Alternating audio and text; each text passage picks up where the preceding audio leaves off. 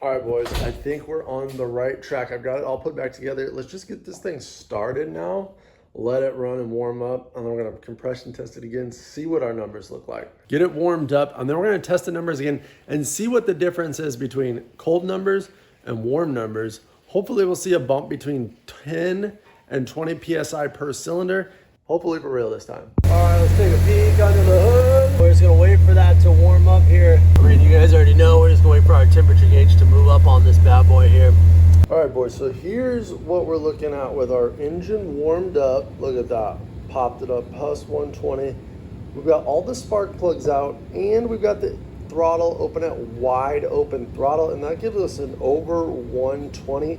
Now remember, we have the 264 cams in there, so that can show a slightly lower reading because of the valve overlap. Let's go ahead. This is our first cylinder. We're gonna go ahead and move through all four. And here's our number 2 reading. It's like 119 about.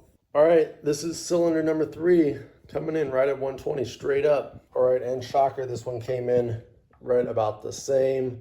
So what we're seeing is now that we have the engine warmed up, we've got all the spark plugs out, wide open throttle, cranking this thing. We went up about 10 PSI, and the most important thing is all of the cylinder PSI stayed relatively almost exactly the same number of each other. Sure, it's 30 years old, but I think right now with what we're getting here, we can go ahead and still play with this engine as it is. And maybe in the future we can do something different, but we're gonna move forward with plan here. All right, so technically the factory service manual, a brand new engine would be 150 to 170 PSI. Right now with the engine warm, wide open throttle, all spark plugs removed, we're getting a solid 120 across the board on every cylinder, which is pretty important that we got this same number all the way across, because uniformity is really what we're looking for. We don't want to find a dead cylinder or a cylinder that's lagging behind. With all these numbers almost reading right exactly on, it gives us a really good indication that we can probably go ahead and move forward.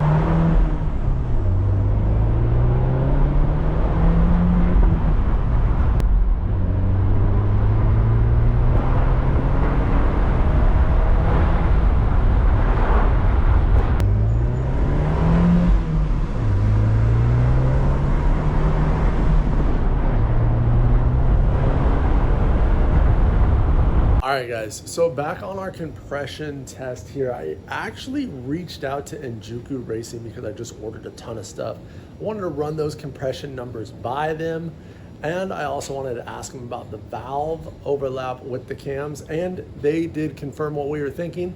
The cams can bring it slightly lower, but the most important part is 5% within each other.